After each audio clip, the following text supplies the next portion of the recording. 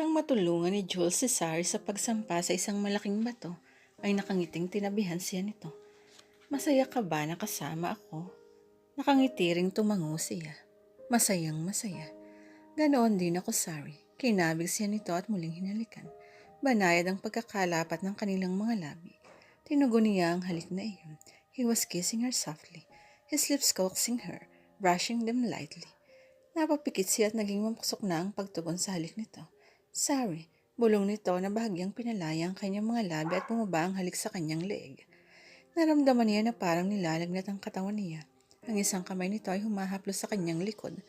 Muli nitong sinakop ang kanyang mga labi habang patuloy pa rin ang paglalakbay ng isang kamay nito sa kanyang katawan, shaping her body against his. Maya-maya ay pinaglayo nito ang kanilang mga mukha. Nagprotesta ang puso at isip niya.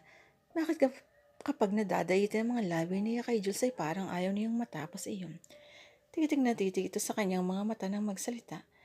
I like you, Sari, and I want you to be my girlfriend. Pwede ba akong manligaw?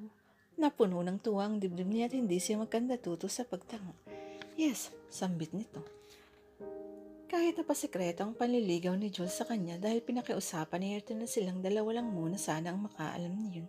Alam niya na nakakahalata na rin ang kasambahay nila, pati na si Tita Felisa. Pero syempre iisipin pa rin ng mga ito na magkaibigan lang sila ni Jules, magkatropa, dahil ang akala pa rin ng mga ito ay lesbihana siya. Friend, kumusta na dyan? Masiglang tanong ni Cheska nang sagutin niya ang tawag nito ng umagang iyon. Okay naman, masigla ring tugon niya. Kumusta si Tito Nestor? Okay na kahit papano si Papa, tugon nito. Na-discharge na siya kahapon, hindi nga lang muna makakalakad. Sabi ng doktor baka abutin ng 1 buwan pa bago bumalik ang normal na paglalakad niya. Ay naku, laking pasasalamat ko kay Tito Peter dahil sa perang ipinadala niya. Ayun, bumili si Mama ng crutches para kay Papa. Kumunot ang noon niya. Nagbigay siya ng pera sa'yo. Bago ako umalis dyan ay nagpaalam ako sa kanya, diba? Nagulat na lang ako nung Sabado nung makatanggap ako ng tawag mula sa kanya. Kinuha raw pala niya ang number ko kay Jules. Ayun, nakibalita tungkol kay Papa. Tapos sinabi niya na padadalhan daw niya ako ng pera. Tulong niya kay Papa. Hinindihan ko nga pero mapilit siya. The next day tinawagan ako ni Jules at sinabing na ihulog na raw niya sa Western Union yung 15,000 na padala ng Papa mo. Ang bait talaga niya, Sari. Ewan ko ba sa'yo kung bakit hindi pa rin lumalambot ang puso mo sa kanya? Hindi siya sumagot. Bukas nga pala idadalaw ako sa inyo. Muling sabi ni Cheska sa kabilang linya. Para naman may makatulong ang mama mo sa pag-alaga kay Tita Belen. Tutal na iuwi na sa bahay si Papa. Salamat, Cheska, sabi niya. Tatawag ako doon bukas kapag naroroon ka na. Okay, kumusta nga pala kay ni Jules? Hindi uli siya nakatugon. O hindi mo na kailangang ilihim, no? Si Jules na mismo nagsabi sa akin na close na kayo, na alam na niya na nagpapanggap ka lang. At sinabi rin niya na manliligaw siya sa'yo. Natilihan siya. Okay lang ba sa'yo? Naligawan ka niya? Putol nito sa pagsasalita niya. At bakit naman hindi magiging okay sa akin? Obvious naman na may lihim kang pagnanasa kay Jules kahit kabaliktaran ng mga sinasabi mo tungkol sa kanya. Tumawa ito. Isa pa, alam ko rin naman na sa'yo may gusto si Jules. Panay ang tanong niya sa akin tungkol sa'yo. Saka, may bago kong papa ngayon. Sumimangot siya. Na naman? Oo, nakilala ko siya sa hospital, bro. Doktor siya. Ang haba ng hair ko. Nagkwento na ito tungkol sa manliligaw nitong doktor. Mabait daw at down to earth iyon kahit na nagmula sa mayamang angkan. Taga Maynila raw yun at ilang buwan pa lang naasin sa ospital sa Mandawi. Sana naman ay hindi ka napaiyakin ng lalaking yan, sabi niya. Hindi na siguro. Sabi kasi niya kapag sinagot ko raw siya ay kasala na agad. Medyo pakipot pa ako para masiguro ko na seryoso nga siya. Baka naman sobrang kipot at maunahan ka ng iba. Napahigikik ito. Over my dead beautiful body. Pumasok si Felisa sa silid ng kapatid. May dala akong mushroom soup para sa'yo, sabi niya. Bumangon si Peter mula sa pagkakahiga sa kama at sumandal sa headboard. Higupin mo na ito habang mainit pa. Mamaya na lang, sagot niya. Busog pa ako sa chicken sandwich na dala ni Annie. Okay, inilapag niya sa bedside ay walang bowl. Saka muling humarap sa kapatid. Kumusta na ang pakiramdam mo? Okay naman. Kumusta si Sari? Ayun, lalo silang naging close ni Jules. Panay ang pamamasyal nila sa Shandal. Mabuti naman kung ganun. Hindi talaga ako nawawalan ng pag-asa na mapagbabago ni Jules si Sari. Napakikipaglapit pa rin kay Sari ang may paparamdam niya na isa itong magandang dalaga at hindi magtatagal ay bibigay din si Sari at magiging isang tunay at ganap na babae. Kumunot ang noon niya. Teka, hindi kita maintindihan sa mga sinasabi mo. May usapan ba kayo ni Jules naman kinalaman kay Sari? Umuntong hininga ang kapatid niya. Oo, kinausap ko na si Jules nung wala pa si Sari. Sinabi ko sa kanya na bata pa siya at darating ang panahon. Nakakailanganin uli niyang maghanap ng makakasama sa buhay. Ayaw kong tumanda siyang nag-iisa. At syempre ayaw mo ring mangyari yun sa kanya. Dalaga si Sarah at si Jules naman ay biyudo. Naisip ko na kung mag-aasawa rin lang si Sari, mas mamarapatin kung si Jules na lang ang mapangasawa niya. Kailangan mo bang saklawan ang bagay na iyan, kuya? Ginagawa ko ito para sa kanila, lalo na kay Sari Felisa. Napailing siya. Nakakalungkot isipin. Na kaya lang nakikipaglapit si Jules kay Sari dahil pala sa utos mo. Hindi na ito sumagot. 4 days na lang at birthday ko na. Sa Sabado na iyon, may regalo ka na ba para sa akin? Nang hapon iyon ay nasa world si Sari at Jules. Nakagawian na nilang tumambay doon nitong nakalipas na ilang araw. Pakaramdam nila ay solo nila ang mundo kapag naroon sila. Naging pilyo ang ngiti nito. Matanda ka na. Kailangan ka pa bang regaluhan? May pinipili bang edad ang dapat regaluhan? Okay, pupunta ako sa bayan bukas para bumili ng regalo. May 2 birthday wish ako. At isa roon, syempre, ang maging official girlfriend kita. Napangiti siya. At ang isa pa, natahimik ito at tumitig ng matagal sa kanyang mukha bago seryosong nagsalta. I want you to get rid of those tacky men's clothes, Harry. Gusto ko sanang magsuot ka ng dress sa birthday ko. Napalis ang ngiti sa kanyang mga labi. Alam mong hindi pwede. Bakit hindi? Dahil ayaw mong matuwa ang papa mo, may panguuyam sa tinig nito. Hanggang kailan ka maglilihim, Sari? Hanggang kailan mo titikisin ang ama mo? Halos mag-isang buwan na mula nang pumayag akong ilihim natin ang bagay niyan sa pakiusap mo. Pinagbigyan kita pero panahon na rin naman siguro na magpakatotoo ka. Huwag mo akong pilitin sa bagay na ayaw ko. Pagkasabi nila tumayo na siya. My God, sambit ni Ron na napatayo na rin. Hindi maayos ang kalusugan ng ama mo. Maano bang sumaya naman siya kahit konti kapag nalaman niya na ang anak niya hindi pala gaya ng ipinakikita nito sa kanya. Nagtagi sa mga bagang niya. Hindi mo naranasan ang mga paghihirap ng nanay ko sa pagpapalaki sa akin, Jules. At hindi mo rin naranasan ang mga paghihirap na naranasan ko noong walang ama sa tabi ko. Sabi niya sabay talikod na rito at nagmamadaling naglakad pababa ng burol. Wala siyang pakialam kahit pahalos kalahating kilometro ang layo ng bahay nila. Halos 100 metro nang nalalakad niya pero wala pa rin siyang naririnig na ugong ng sasakyan. Ibig sabihin na hindi pa rin bumababa ng burol si Luz. Nagngingit-ngit ang kanyang kalooban sa paninikis nito sa kanya. Pagdating sa bahay, nagkulong siya sa loob ng kwarto habang alerto ang pagdinig sa ugong ng sasakyan ni Jules. Halos 2 oras din siya naghintay bago niya narinig iyon. Nang dumulog siya sa hapag para sa hapunan ay wala ron si Jules. Tila desidido nga itong iwasan siya. At napatunayan niya iyon nang hindi niya ito makita buong maghapon ng sumunod na araw. Wala rin sa garahe ang kotse nito. Kinagabihan na lang niya nakita. Nang makasalubong siya sa hagdan, pero hindi man lang siya nito binati kung iyan ang gusto mo, fine. Biyernes ng hapon ay dumating mula sa Maynila ang mag-asawang kaibigan ni Jules, sina Serena at Rico. May kasama ang mga ito na isang sexy at magandang babae. Hindi si Jules ang nagpakilala sa kanya sa mga bisita kundi si Tita Felisa. Sari siya si Rico, inaanak sa binyag ng papa mo. Ito naman si Serena ang asawa niya. Magiliw na inilahad ni Rico ang kamay sa kanya. It's so nice to meet you, Sari. Same her, Rico.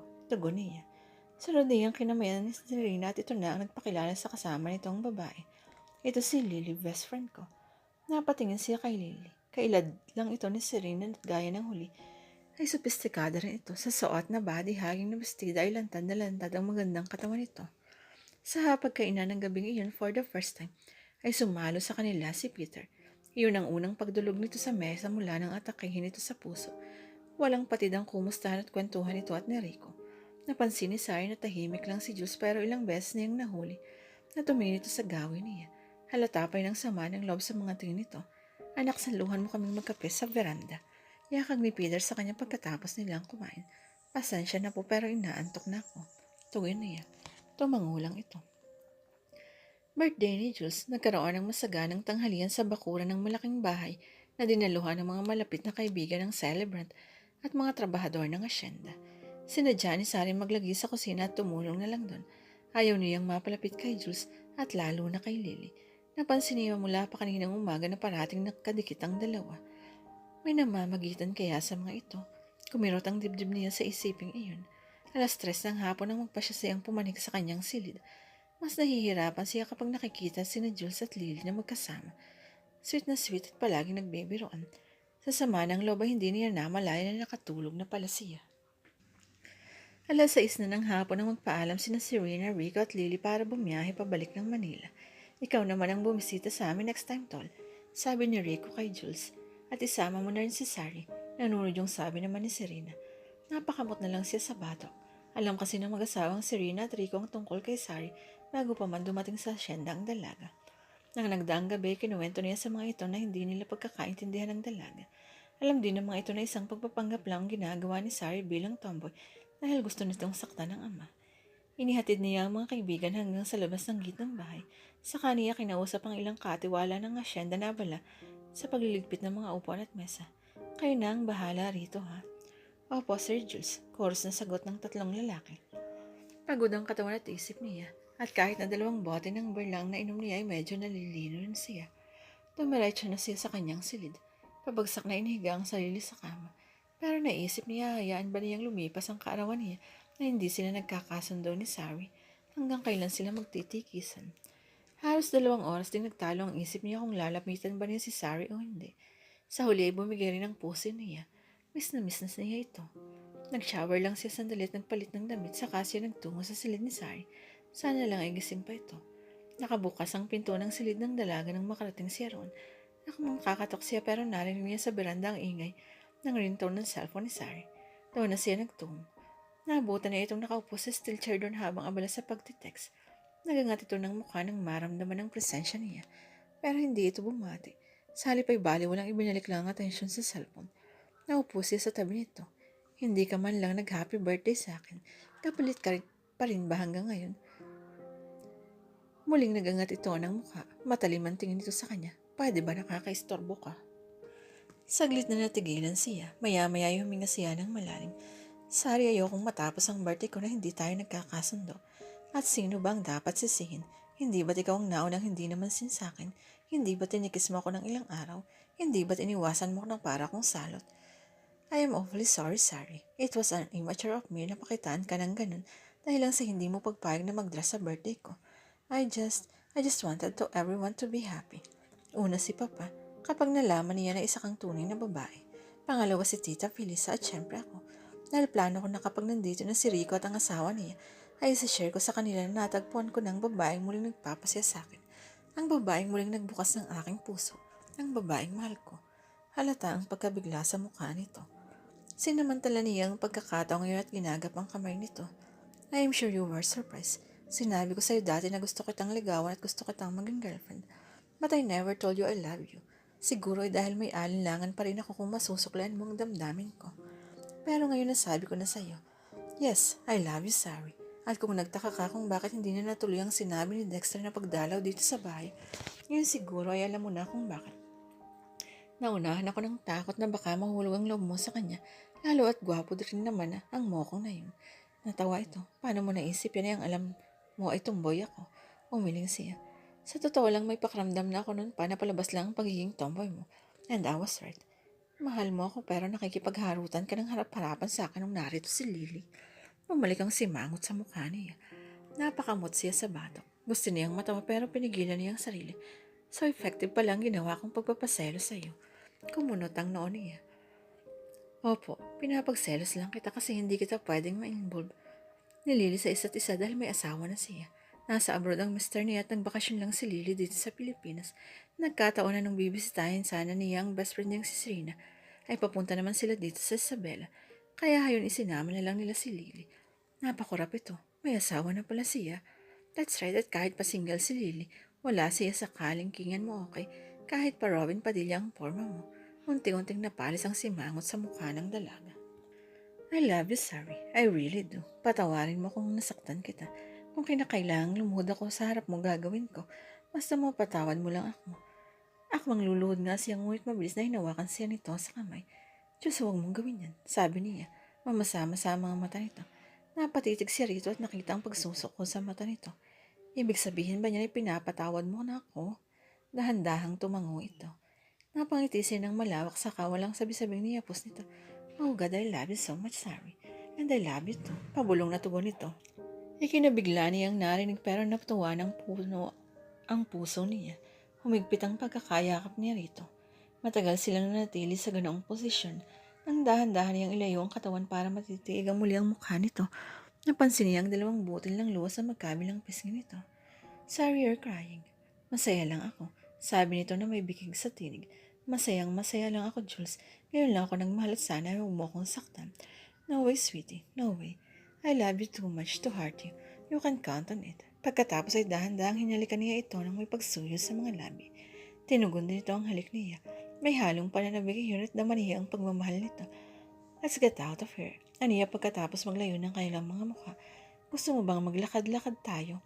Full moon ngayon at feel kong maglakad-lakad sa labas habang kasama kita. Iyunat ko hindi ka pa inaantok. Umiling ito. Kahit pa magdamag tayo maglakad, game ako.